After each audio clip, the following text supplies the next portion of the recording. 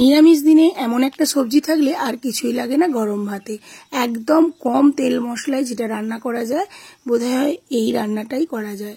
তো খুব সুন্দর লাগে খেতে। চলুন আপনাদের সঙ্গে শেয়ার করি চাপড় ঘন্ট বা পাঁচমিশালি সবজি। তার জন্য আমি এখানে আলু, রাঙালু আর পটল নিয়েছি, আর নিয়েছি কুমড়ো, ঝিঙে, বেগুন। সমস্ত সবজিগুলো পরিষ্কার করে ধুয়ে কেটে নিয়েছি। এদিকে আমি একটি পাত্রের মধ্যে কিছুটা মটর ডাল আমি রাত্রে ভিজিয়ে রেখেছি, সেটাকেই বেটে নিচ্ছি আদা ও কাঁচা লঙ্কা দিয়ে। বাটা হয়ে গেছে, মিহি একটা পেস্ট করেছি, খুব যে মিহি তা না। তার মধ্যে আমি লবণ দিয়ে দিলাম, এবার ফেটিয়ে নেব। এবার ওভেনে কড়াই বসিয়ে তার মধ্যে আমি সর্ষের তেল অ্যাড করছি। এবার ওই ডাল বাটাটা আমি অল্প অল্প করে দিয়ে পাতলা পাতলা বড়ার আকারে করে নেব। তো দেখুন এক পিঠটা হয়ে গেছে, এবার লাল লাল করে আমি ভেজে নেব। বড়াটা কিন্তু ভাজার আগে খুব সুন্দর করে ফেটিয়ে নিতে হবে, তাতে খুব ভালো নরম এবং মুচমুচে হয়। তো দেখুন লাল লাল করে ভাজা হয়ে গেছে, একবারে কড়মড়ে বড়া। তো আমি তুলে নিচ্ছি বড়াগুলো।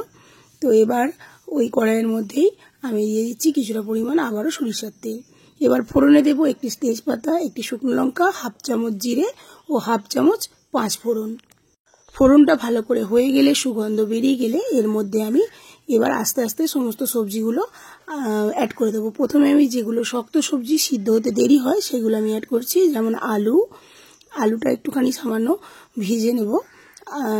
2 থেকে 3 মিনিট ভাজার পরে আমি এখানে দিয়ে দিচ্ছি রাঙা আলুটাও দিয়ে দেবো। আপনারা লাল আলু বলে অনেকে চিনতে পারেন, আমি রাঙা আলু বলি।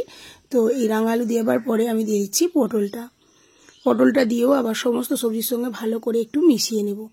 এবার কিছুক্ষণ নাড়াচাড়া করার পরে আমি নরম সবজিগুলো দিয়ে দেব, যেমন কুমড়ো, ঝিঙে আর বেগুন। এই সবজিগুলো বেশ অনেকটা লাগছে, কিন্তু একটুখানি জল ছেড়ে দেওয়ার পরে কিন্তু নরম হয়ে গেলেই কমে যাবার জন্য আমি দিয়ে দিলাম সামান্যতম লবণটা দেওয়ার পরে একটু নাড়াচাড়া করে আমি এখানে ঢাকা দিয়ে কিছুক্ষণের জন্য রান্না হতে দেব, কারণ সবজিটা একদম কমে যাবে। দেখুন এই যে জল ছেড়ে দিয়েছে এবং কমেও গেছে অনেকটা, বেশ ভাজা ভাজাও মতো হয়ে গেছে। এই রান্নাটা একদমই কম তেল এবং কম মশলা দিয়ে রান্না করব।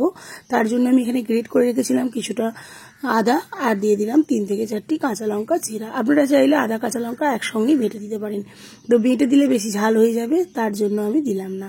সাথে দিলাম অল্প পরিমাণ হলুদ, পরিমাণ মতোই দেবেন যেমন ইচ্ছা। আর ভালো করে নাড়াচাড়া করার পর আমি এখানে জল অ্যাড করলাম, ছোটো বাটির 2 বাটি দিলাম পরিমাণ মতো চিনি। এটা একটু মিষ্টি একটু ঝাল খেতে হবে, খুব একটা বেশ মিষ্টিও দিতে হবে না। ব্যালেন্স করার জন্য স্বাদটাকে আমি এখানে চিনি অ্যাড করলাম। তো ঢাকা দিয়ে এখানে কিছুক্ষণ আবারও আমি রান্না করে নেব। দেখুন কতটা জল বেরিয়ে এসেছে সবজি থেকে। এটা কিন্তু জল দেওয়া না, এটা সবজিরই জল। ওই যে 2 বাটি ছোটো বাটির একটা দিয়েছিলাম, তার থেকেই জলটা আরও বেশি হয়ে গেছে। এই সময় আমি দিয়ে দিলাম 2 চামচ গাওয়া ঘি। এটা ঘরে বানানো ঘি, আপনারা চাইলে বাজার থেকে কিনেও দিতে পারেন, কিন্তু অরিজিনাল ঘিটাই দেবেন, তাতে আরও টেস্ট দ্বিগুণ হবে এই তরকারির। তো ঘিয়েতেই বানাতেও পারেন, পুরো তরকারিটা কিন্তু আপনারা ঘিয়েতে বানাতে পারেন। আমি সরিষার তেল দিয়ে বানিয়েছি। এবার দিয়ে দিলাম বড়াগুলো, কিছুক্ষণের জন্য আবার ঢাকা চাপা দিয়ে রান্না হতে দিলাম। দেখুন বেশ মাখা মাখা হয়ে গেছে এবং বড়াগুলোও সিদ্ধ হয়ে গেছে। সমস্তটাই একদম প্রায় কমপ্লিট হয়ে এসেছে। এই সময় আমি নামিয়ে নেব। তো কেমন লাগলো রেসিপিটি অবশ্যই জানাবেন, আর আপনারা করে দেখবেন।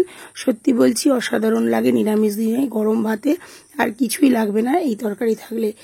আর আমি যে রেসিপিটি বানালাম আপনাদের কেমন লাগলো অবশ্যই জানাবেন কমেন্ট করে। আর আমার এই রেসিপিটি যদি আপনাদের কাছে ভালো লেগে থাকে, আমার পাশে থাকার জন্য অনুরোধ রইল একান্তভাবে। ধন্যবাদ।